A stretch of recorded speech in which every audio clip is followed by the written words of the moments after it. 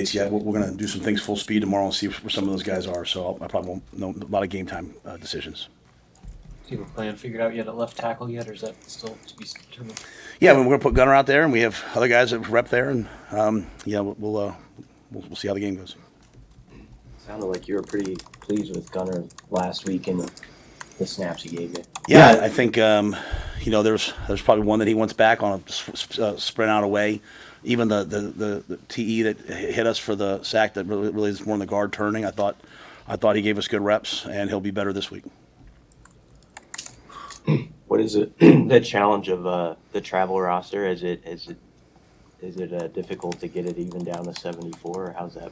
Nah, I think 74 is a fair number. Yeah, you can you're just sometimes aren't taking some guys that you'd love to take just because they're working hard maybe on the scout team and all that stuff. Really, so. Really, it's really more about the rest of the staff, and it's really more about all the other people. That's most of the travel party. But the players at this point, 74 is pretty easy. We've, unlike a lot of teams, have had a bye already. We played 4 games, so we're maybe a little more beat up. So we have some guys, that are, aren't coming. You said earlier in the week the team was still in that phase of learning how to win. What does the team still need to learn how to win games in the Big Ten? Yeah, I think it's just an ongoing process. I think for me right now, this is just about this week, just focused on us just being really dialed in to all the different things that Purdue does, because they've really had 2 different offenses this year. So that adds a little bit of versatility to, our preparation. But what we know is Maccabee is as good a player as there is in the Big Ten. We know that Card's excellent. They really have a great O-line. I don't know who the O-line coach is, but I love the way that they play. And then, defensively, they have a really difficult scheme. Excellent players, getting a few players back who've been hurt. So, and then special teams, they do a nice job. So it's going to be a tremendous battle, and we'll just have to try to make one more play than they make. You mentioned number 4 earlier in the week. What jumps out about Kyron Jenkins, just the way he plays? Yeah, he plays relentlessly. He's physical. He's leading the Big Ten in sacks per game. When he's out there, they really have 6 threats to rush the passer. He can add on and man. They do a lot of really cool things with the comboing guys. He can add on. Try to split him out. You say, okay, well, he's a pass rusher. Notre Dame split him out. Tried to run big box fade on him. Ran with it down the field. So he's as good a player as there is in the Big Ten in my mind. John Bullock has had a pretty nice start to the season, forced that fumble last week. Just what do you think of the level he's playing at so far? John's playing well, especially affecting the ball. He's gotten a bunch of pass breakups. He had a bunch in the Colorado game. I think he had one in the UNI game. Took the ball away last game. So I think he's been a really good player for us so far this year, and we'll need him this week. What have you seen from John Hull this week? John's had a good week of practice. I think he's bounced back really well, and he's a developing player, right? Everything's not going to be perfect, but he's got all the talent, and he's got a big leg. And so, his accuracy from outside of 50 was one of the highlights of camp. I mean, he can kick it from 55, 57 and made a lot of them. So just getting consistent with the young snapper. Bushini's done a really good job holding. But John's better this week than he was last week. I'm really proud of his bounce back and the way he's approached it. Would you like to play a few more guys on defense against their running attack this week? Yeah, I think so. I think we play a lot of guys on the defensive front and the defensive line. We played a lot of guys at linebacker, but maybe a few more guys in the secondary. A lot remains to be seen what the weather conditions are going to be. We're expecting it to be wet and really windy, but how hurricanes are. They can shift past. So, we'll get to see there. But I think we felt good about where Sierra was, and so if the rep counts could be a little bit further down, that'd be great.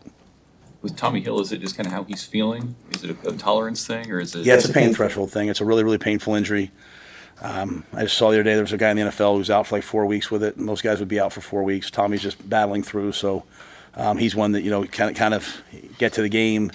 If he can go, great. If he can't, then Sierra proved that he's a starting level corner in the Big Ten, and we knew that going in. So we're blessed to have that depth. Blando was out last week. Is he a redshirt guy at this point? No, we're trying to get him ready to play. Is there any benefit for going on the road? You've had a lot of these marquee matchups here at home, a lot of big support and attention there. Is it easier to kind of key in on improvement when it's just you guys versus the world on the road a bit? Well, I think the improvement happens during the week. I think our guys have had a great great week of practice, a great week of preparation, a great week of honest evaluation, staff, coaches, everyone. I think you learn more about yourself when you go through some adversity than when you have success, right? It's an opportunity to the great ones, they don't just bounce back, they bounce back and elevate. And we're looking to see ourselves bounce back and elevate. And again, you're never going to be a relevant team in the Big Ten if you can't win on the road. And you go into hostile environments. You travel. You said you stay in a small hotel. Guys are doubled up. It's just different, right? And so, it's a part of the process of. Again, I think maybe we said last week, learning to win. Maybe I should change what I'm saying. Maybe learning how to learning to play championship caliber football, learning how to win at that level, and I think part of that's going on the road and playing at the level you need to play to beat someone. So I'm pleased with the week. We'll see how we do the next 2 days leading up to the game and then the game. Last year, I think your tradition was going and seeing a movie the night before. Is that what you guys are going to do again? Yeah, we do that at home. We do that. We meet in the morning, then we meet in the evening, and then we usually get away and go see a movie. So we'll do that as well.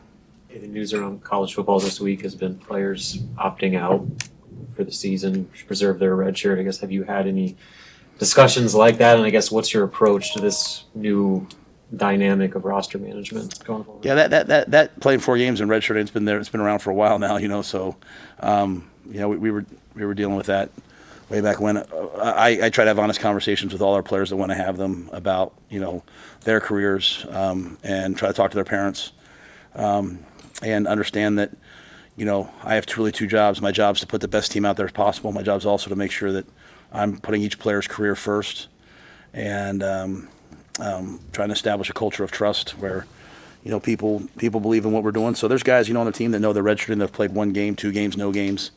And we have other guys who, hey, coach, thanks, but I really want to play. So I think each player's a little different. All right, thanks, guys. Thank you.